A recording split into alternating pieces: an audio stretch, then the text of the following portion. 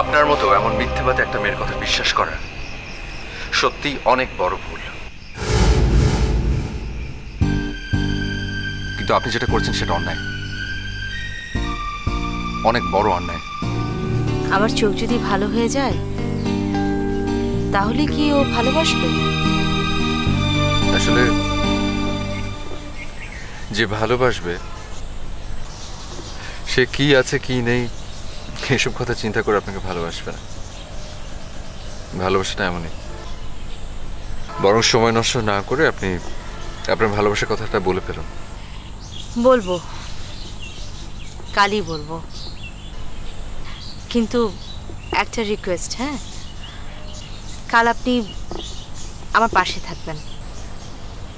থাকবো, বন্ধু হয়ে বন্ধুর পাশে থাকবো।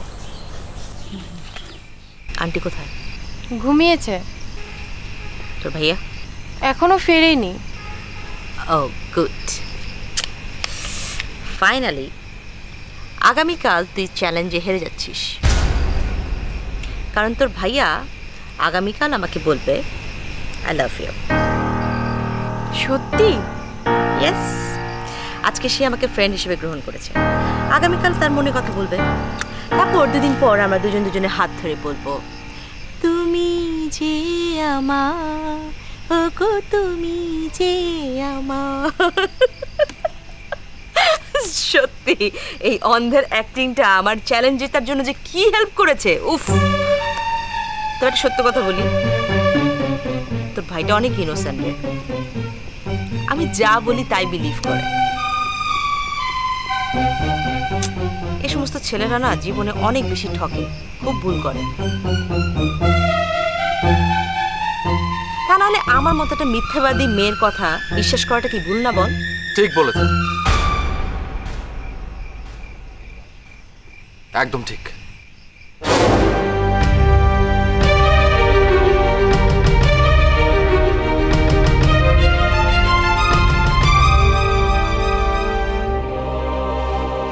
আপনার মতো এমন মিথ্যেবাদী একটা মেয়ের কথা বিশ্বাস করা সত্যি অনেক বড় ভুল।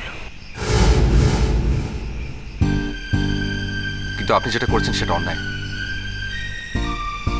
অনেক বড় অন্যায়। ভুল সংশোধন করা যায় কিন্তু অন্যায় ক্ষমা করা যায় না।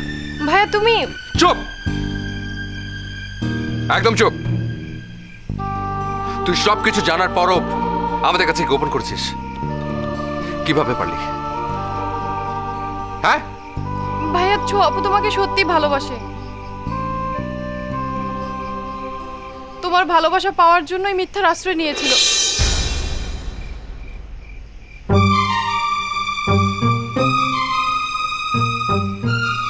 মিথ্যে দিয়ে কি জীবন সাজানো যায়? জীবনটাকে একটা ছেলে খেলা। প্লিজ আপনি রিমিকে কিছু বলবেন না, ওর এখানে কোনো দোষ নেই। It's all my fault. আপনার যদি কিছু বলার থাকে আমাকে বলেন। আপনার মতো একটা বাজে মেয়ের সঙ্গে কথা বলার ইচ্ছে বা রুচি কোনোটাই আমার নেই। আপনি এক্ষুনি এই মুহূর্তে বাড়ি ছেড়ে চলে যাবেন।